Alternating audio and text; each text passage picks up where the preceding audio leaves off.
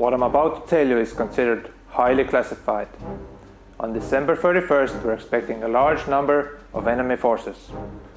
You can expect explosions, fires, and most of all, idiots. Your mission, if you choose to accept it, is to hold my hand. Is that clear, operative?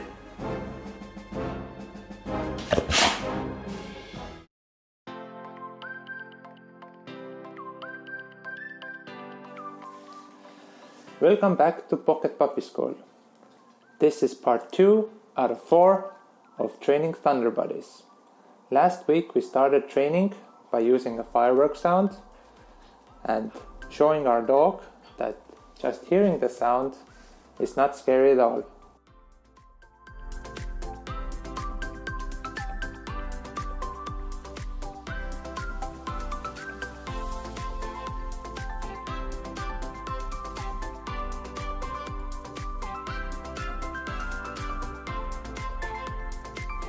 This week we're going to continue and we're going to level up our training. What? Here's the plan. So if during the last week we only used the phone with firework sounds, then this week we're going to include a visual stimulus. And this visual stimulus is going to be a screen. The important part here is that your dog actually sees and hears the fireworks. So this is going to level up the amount of stimulus that your dog gets, and hopefully your dog is going to stay calm. The only thing that we're missing is a smell, but we'll get to that later.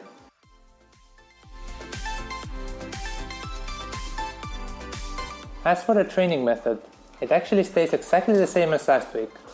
So during the last week, we used our phones, our dog heard the firework sounds, then we asked Thunder Buddies, and then if our dog held our hand, we praised. This week, we're going to do exactly the same, but we're going to want our dog to actually see the fireworks. So I'm going to turn on the video. Hopefully, my dog will see the video. Then I'm going to ask for Thunder Buddies. And if my dog holds my hand, then I'm going to praise. Let's try it.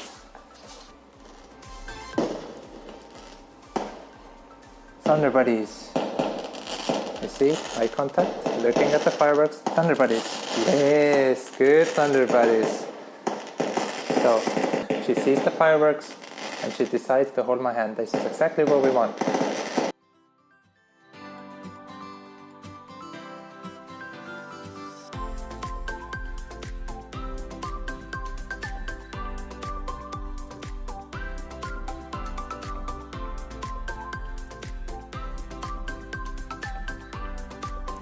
So last week we talked about desensitization, which was increasing a certain stimulus piece by piece, like getting into a hot tub. But this week, let's talk about counter conditioning and how it's going to help us fix this problem. What is counter conditioning? Counter conditioning, simply put, is changing your dog's feelings towards a certain stimulus.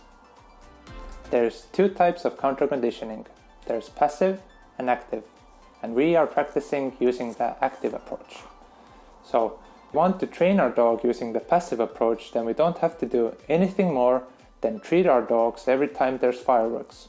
So, passive approach is simply giving your dog a good experience every time something happens.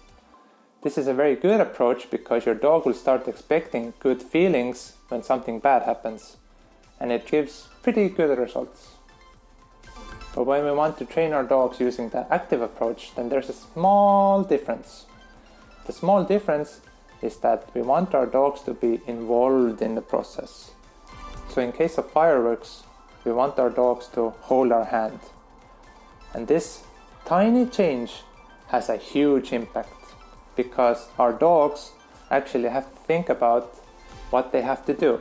So instead of getting scared of fireworks, they want to hold our hand instead, and this will give great results. Therefore, to get the best results with this training, we are doing Thunder Buddies, and our dog is very involved in the process. So hopefully, by the end of these 4 weeks, our dog will be not scared of fireworks at all.